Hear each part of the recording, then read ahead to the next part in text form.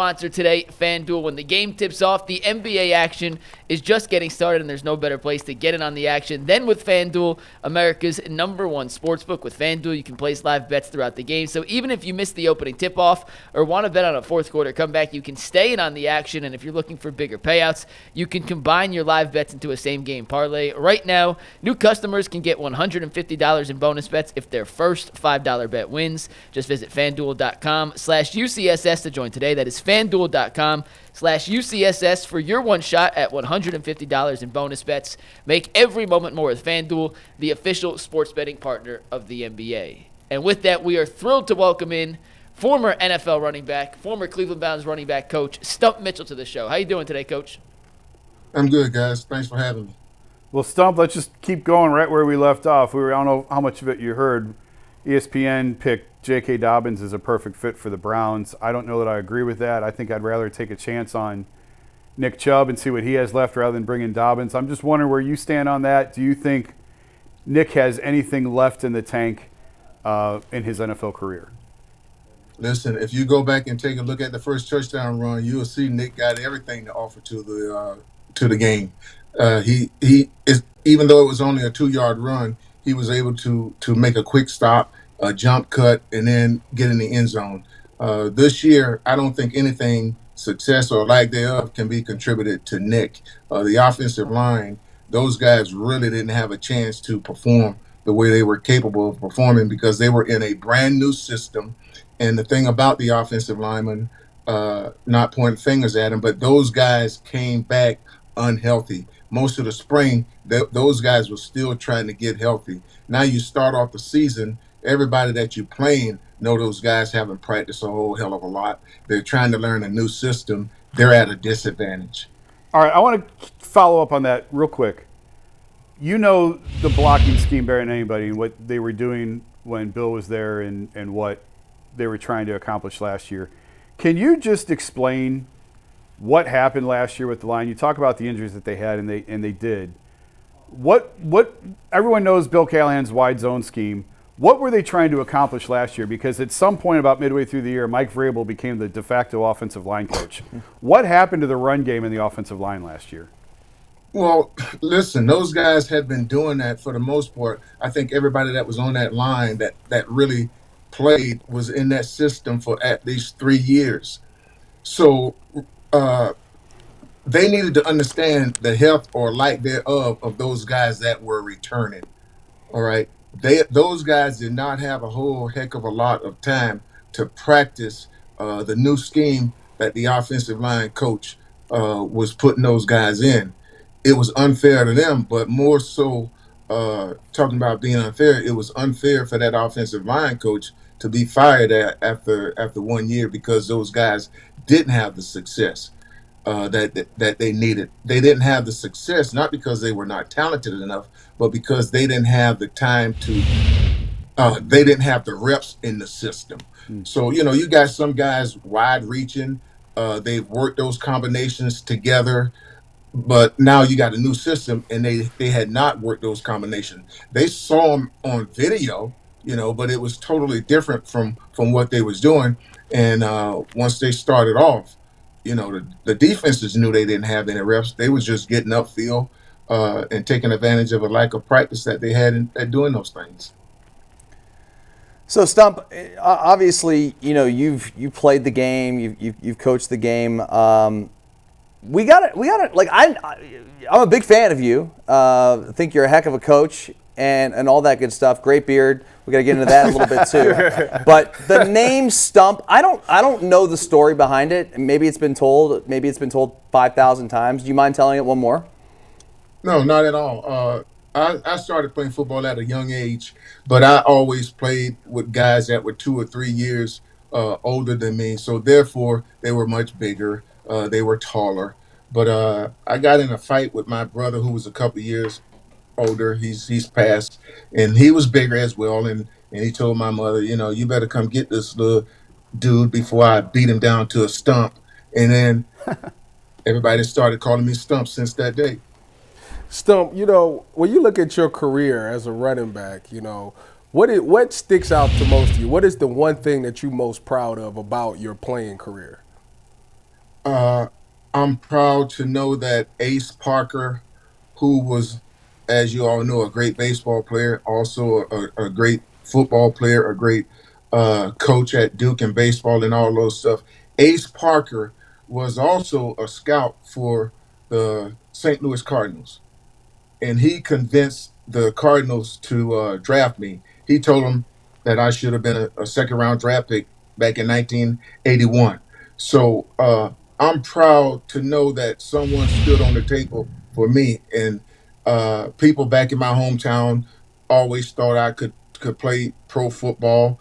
I had some adversities, but because people believed in me, I always worked hard. So uh, in terms of coaching, the thing that I'm most proud of is to be able to try to get everything out of everybody that I've coached for the most part. Not look at a guy where he's drafted, but look at the body of work that he puts in and give him an opportunity. I'm actually old enough. I remember you as a player. You were fearless as a returner. Why did you hate fair catches so much? What did you have I against hated them? fair catches because Otis Anderson was a starting running back. Willard Harrell was number two, so I wasn't getting no reps. I wasn't gonna fair catch anything. Now, Chuck Banker was the special teams coach. I thought I was a running back. I was screwing around in practice, really wasn't concentrating on catching punts. He called me into my office and said, "Stump, unless you want to take your little skinny ass back to Kingsland, Georgia, you better catch these punts because you have no chance. You have absolutely no chance of making this team as a running back." Back in the day in '81, uh, pretty much all the guys that were on the team the year before, unless something just crucial happened or you was a first or second round draft pick, you probably weren't going to make the team. The coaches were fine with the group that they wanted. They didn't want to bring new guys in for the most part. Uh, the running back coach name was dang, it's escaping my mind right now. That's okay. Dick Jameson. Dick Jameson was the Oh, running okay. back coach. He was a big time lover of Otis Anderson and everybody else. He hated me. If it wasn't for Otis, I never would have even gotten an opportunity to play running back. Of Wow. course, Dick Jameson uh, came on to love me. He was a heck of a running back coach. But it was just like those guys. They wanted who they had the years prior. There was no such thing as free agency or anything in that. So I had to learn to catch punts and return kickoffs. I wasn't trying to fair catch anything. Stump, I want to ask you about Jerome Ford. Jerome Ford, to me, this is a guy that in college he came out of the spread, and then when I watched him 2 years ago, some of his best plays happened when you was in shotgun, and then this year he was able to break some long runs when he was in the out of shotgun formation and things like that. Do you think he's better served as a spread back, or do you think he can pick up the under center, I formation type things as well? Yeah, I think Jerome can do anything he wants to do for the most part. Jerome started at Alabama, and Jerome is Nick is a quiet guy. Jerome is even quieter than Nick. Okay, so you have to show these guys some love. But I think Jerome will try to do anything that he possibly can. Uh, Deuce is a hell of a coach.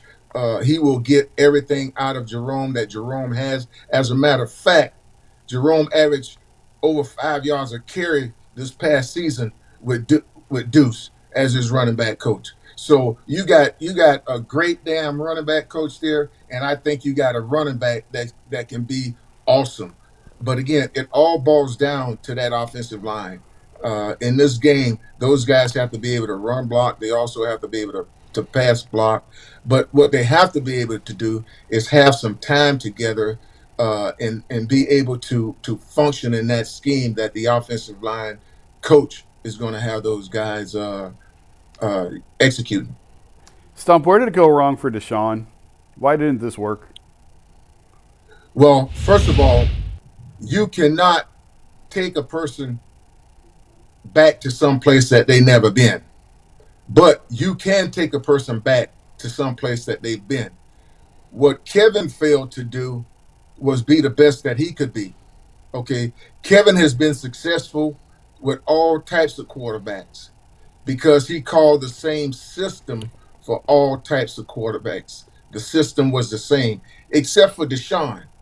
He tried to do something to satisfy Deshaun. All Deshaun wanted Kevin to do was to be Kevin and allow him to be Deshaun. And Kevin can't match Deshaun's skill set. Andy Reid cannot match Patrick Holmes' skill set. All Andy does was call the system that he's always allowed, and just relish seeing the things that Patrick was able to do. Deshaun led the league in passing, you know, but all Kevin needed to do was call the system that he operated with Baker and the other guys, and not treat Deshaun like he was special, but just appreciate the fact that he's special.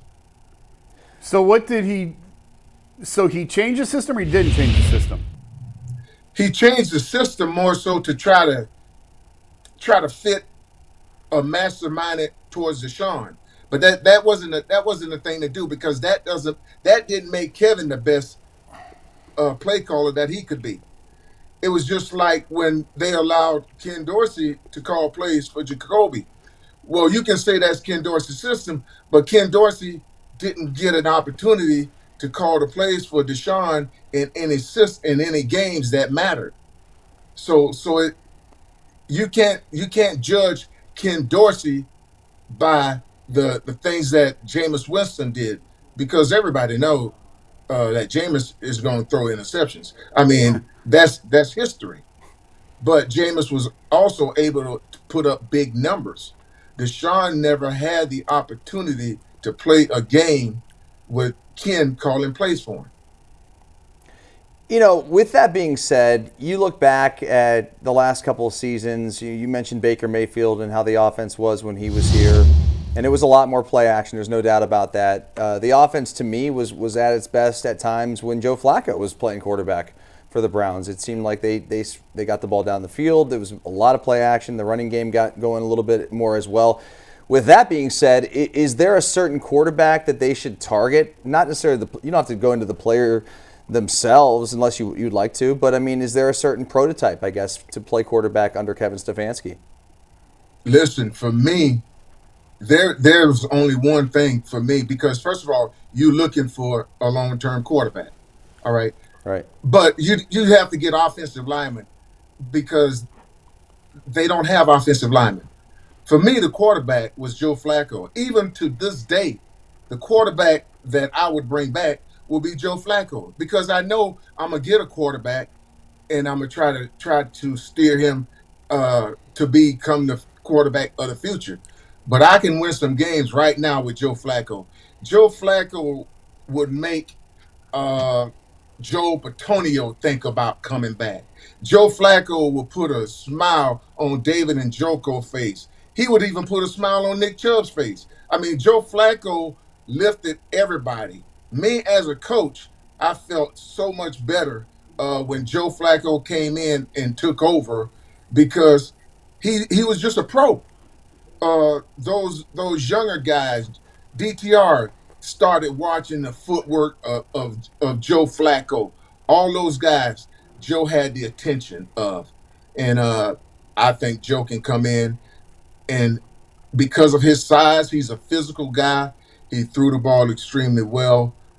Even he said he was surprised that the Browns didn't offer him an opportunity to come back and play for him. He would not have had a problem sitting behind Deshaun, because the past, unfortunately, repeated itself, and he would have been prepared to play in case Deshaun didn't get hurt. In case Deshaun got hurt, but he was also been a great leader in case Deshaun didn't get hurt. Stump, you talk about bringing Joe Flacco back last year, and a lot of people was, perplexed to why they didn't bring him back, and a lot of people came up with the assumption that, you can't have a guy with that much success be behind a guy that you're paying a lot of money to, because if things go bad, it could split the locker room in half. Do you agree with that sentiment? No, I don't agree with that sentiment for the fact I know the locker room. I know those guys. There were some great character guys on that football team, and all they did was pull for whoever was playing, offense, defense, and special teams. You didn't see any greedy guys. Guys, for the most part, they did their part. I was disappointed that we didn't keep Donovan People-Jones, because when we made that trade for Elijah, Donovan actually had more yardage and better stats than Elijah had, and Donovan did everything. He was that dog. He was the guy that would go in there for the most part and get blocks on the linebackers, do things of that nature.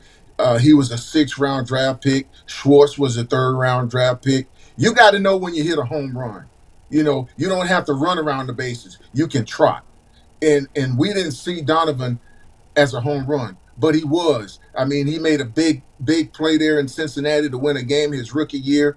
His yards and his catches constantly went up, and he was a guy that we didn't make the number 1 receiver in any pass routes.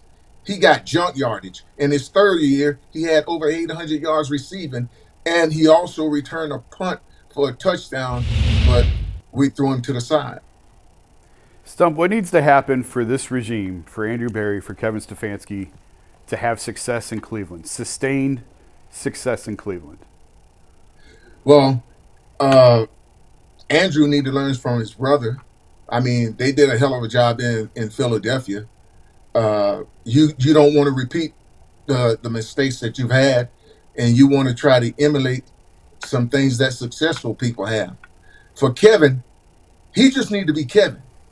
He don't need to try to match wits with no quarterback skill set. He shouldn't have to learn a new playbook. His system that he had in Minnesota was good enough.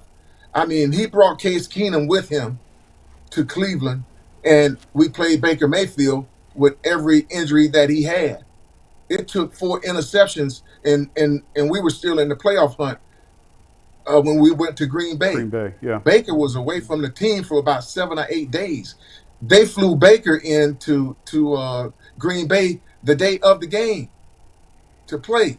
When you got backup quarterbacks, that the team really responded. They love Case Keenum. He had everything.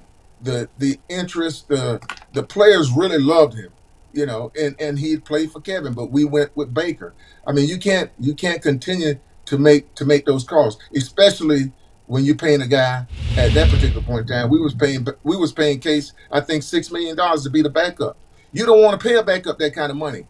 But if the opportunity arises, now it gives you an opportunity to see why you paid him that type of money. It gives the fans an opportunity to see why you paid him that type of money, because he can lead you to some wins. But we decided to play most of that year with Baker injured instead of allowing Case to go in there and play. And the defense was playing well. Case would have done a hell of a job. Well, here's how it was explained to me. They had to play Baker because they had to make a decision on his future. A contract was coming up, and they had to decide whether or not to pay him, and they were basically out of time. So I have never been led to believe that that was even really Kevin's decision to play Baker, that went above him all the way to the very top, that Baker had to keep playing. I don't know whose decision it was, but you cannot make a informed decision on a guy if he's not 100%, or I would say 90%. Baker wasn't even 75%. The guy couldn't step, so that's going to have some some negative things in terms of his ability to throw the ball accurately. He had a foot injury, he had a rib injury, he had a non-throwing shoulder injury, and he wasn't practicing much. That wasn't fair to the other guys who were out there practicing, busting their butt all day, especially every day, especially the defense, who was playing extremely well, when you got Case that you're paying $6.5 million to, or $6 million to play. Justify that. Whether you give Baker a contract or not, you're not going to evac. And they had already picked up his option year, so you had him for another year. Stump, one player that left Cleveland, and obviously I think you had some words for was Kareem Hunt. Obviously, he went to the Chiefs this year and had a pretty successful year.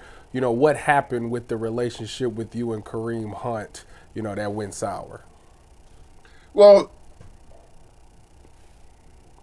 Kareem, that I believe haven't gotten the best of his ability. I admire the hell out of the skill set that Kareem has. The only thing I needed to do with Kareem was to get him to press the run tracks. Okay, he didn't need to be physical all the time. He's a physical runner, but that does not allow him to average over 5 yards a carry. Right now, if you're not averaging 5 yards a carry for the most part in the league, you're not really doing a hell of a lot. If you got a good offensive line, all right. That was my only deal with Kareem, and Kareem didn't totally buy into what we were doing in Cleveland. Kareem always talked about what they did in Kansas City. That's where he wanted to be, but he wasn't. He was in Cleveland, and He all talked I openly tried to about do that? was, Did he talk openly about wanting to be in yeah. Kansas City? I mean, he talked about the way they did things in Kansas City. When we putting game plans in, I don't need to hear that. What I need for you to learn is how we're doing it here in Cleveland. We're not going to adjust, and a lot of the stuff was the same stuff. But if everybody is wrong and on the same page, you can make it right. But if we got 10 guys on one page and one guy on another, uh, that's not going to work. But Kareem still did not. I wanted to separate myself from all the other coaches that Kareem had. Pop Warner, college, high school, and the NFL. Because when I watch video of Kareem, all of those guys could have gotten more out of him. I don't think any of us got the best out of Kareem. But now I think age may have gotten the best of him because he had an opportunity to start there in Kansas City, and he still unfortunately didn't average. Well, he averaged less than 4 yards a carry this year. Stump, it's so rare for a running back to be in his prime, you know, into his 30s, especially nowadays. But you saw what Derrick Henry was able to do this season with the Baltimore Ravens after a long career in Tennessee. He's 31 years old. He nearly rushes for 2,000 yards, over 1,900 this year. Had never even come close to that in his previous seasons with Tennessee. I mean, this guy is unbelievable. He seems like he's getting better now that he's gone to Baltimore. Like, can he do it again next year at age 32? Well, he had a couple 2,000-yard rushing seasons in Tennessee. Excuse me, sorry. But He did. He had a 2,000-yard season. yeah, My bad. yeah, it's no big deal. But it was years you're ago. right. Exactly, you're right. But the deal is, he had a hell of an offensive line also Yeah. in Tennessee. I mean, in Baltimore. He didn't change the things that he did. He just got with a better offensive line this past year. Same thing with Saquon. He got with a better offensive line this past year. And I think hopefully the offensive line coach and well, the players that they have there in Cleveland, hopefully most of those guys will be able to get some work in sooner than they did before they had to actually play a regular season game. And they'll be able to pick up the system and do what the coach want them to do. Stump, with the number 2 pick, if you was the Cleveland Browns, who would you take with the number 2 pick in this year's draft? Well, I would have to try to get offensive linemen. I mean, if there's a great offensive lineman, I would have to try to get him. I would have to try to use Flacco. Now, the only thing would change my mind would be if Travis Hunter was there, because you can use this cat now as a receiver. He don't have to play both sides the entire time, and you can also with the corners that they have, I think you can use him to play corner.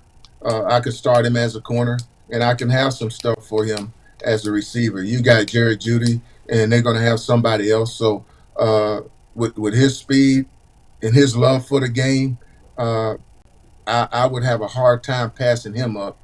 if I didn't get an offensive lineman that I know can come in and wreak havoc, just like Tristan's Worth when Tampa took him. I mean, you need that guy. The guy's been in the Pro Bowl every year, been an All Pro and everything down there in Tampa. You got to have some offensive linemen. Because if you don't, it doesn't matter who you take as a running back. It doesn't matter who you take as a passer. You're going to have problems. The thing Joe and Flacco and Deshaun both shared skill set, they could break some tackles and they can get the ball off. And unfortunately, that's not really what you want. You want some offensive linemen that can hold up and allow those guys to pass the ball and allow your runner to at least get started. You know DeJuan Jones, you know Jed Wills. How concerned should Browns fans be with the left tackle spot right now, where things stand? Well, they should be concerned because they go to the games, they watch the games. Dewan, his weakness is that he's a big guy. He's too big, actually. Yeah. You see guys take advantage of him because they can bend around the corner. And he hasn't been able to stop that. He was better on the left side, but that's Dewan's biggest problem. He's got long arms, but those guys they tend to beat him on the edge, and now they're forcing the quarterback to step up in the pocket. And if you play against a team that's got that solid inside two inside tackles, you're going to have a problem.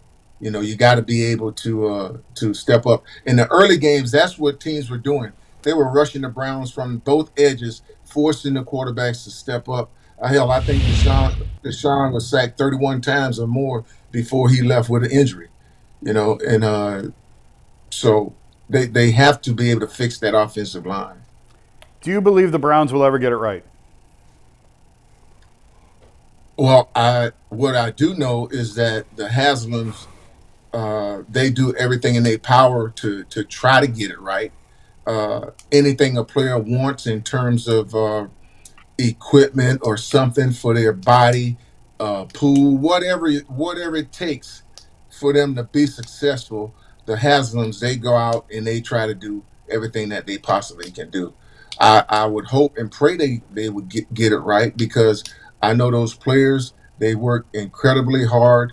I don't think I've ever been around a group of players that, for the most part, just appreciated the work that they got against one another. That offensive line against that defensive line when they had Coach Callahan as the offensive line coach and Joe Woods or Coach Schwartz as the defensive coordinator. Those guys put in work, so they respected one another. And so I hope they can get it right. Stump, we'll get you out on this one right here. This off season obviously been kind of derailed because Myles Garrett has requested a trade. What was your reaction to that, and what do you think? You think they should go ahead and trade him, or you think they should try to find a way to keep him in Cleveland? I wasn't surprised that he asked for a trade. Okay, first of all, when those players walked back into that locker room or into that meeting room for the first time, and they saw all the new offensive coaches, they had to be shaking their head because they worked. We had just unfortunately lost the first playoff game to the Texans. And now all of a sudden you come back and you got a whole new group of coaches, and that wasn't right. You got injured players, and you got new coaches. You got to learn a new scheme. That wasn't gonna work. I don't know how you figured that would work. There's just no way in hell that was going to work because those guys didn't have a chance to pick up the scheme. And they those guys had a relationship. All of those guys, they worked incredibly hard. They would have loved to have run it back with Coach Callahan at least. You don't allow Coach Callahan to go anywhere unless you get some draft picks for him. And that was done by Sean Payton. There's an example where you could have gotten draft picks for Coach Callahan. You don't just let him go. Even though he may have been unhappy, one thing you know about him, he's going to do 100% of giving effort to make his players as good as they possibly can be. And when you're every player that Coach Callahan had on that offensive line, they all knew that they could play 2 or 3 different positions, from going to guard Joe out to tackle, or the tackles going to some of them going to play fullback or tight end positions. All those guys would have been prepared for stuff that had already happened, and the Browns would have been much better off. And Alex Van Pelt, I mean, hell, the offensive players loved him, and they had gone to Kevin had been able to be named head coach of the year 2 of the 5 years with AVP as the offensive coordinator, and all of a sudden you make a different move. But that season there was no way the players could do anything different than what was going to happen, and it put a hell of a lot of pressure on the defense because they was on the field a lot, and they got both physical and mentally fatigued because they had some breakdowns in the secondary that was not customary for them the 2 prior seasons with Coach Schwartz. Stump, we could talk to you for another half hour, but we'll cut you loose. We'll let you go. I appreciate the time, man. Thank you so much. I appreciate it, man. Thanks for having me. Thanks, Tom. Stump Mitchell, former Browns running backs coach, longtime NFL player, coach. Not afraid to say what's on his mind. No, I love it. Very candid. I love the fact that you can tell that he's just a passionate guy about this game, and if he sees BS, he doesn't mind speaking on the stuff that he saw. And it just confirmed a lot of stuff, that a lot of things that we were speculating. How I thought the point which I think a lot of us made after the season, once the whole offensive staff got kind of fired, it was kind of like, all right, it's going to take a while for you. It's very seldom that you get a new offensive staff and boom, they just pop right off. Yeah. I know Baltimore did it last year with Todd Monken, but that's rare. Like, it usually takes a year or 2 for things to click. And then when you factor in the injuries and all these guys missing OTAs and even preseason, they never really got a chance to work together. So that's why we seen the product that we seen.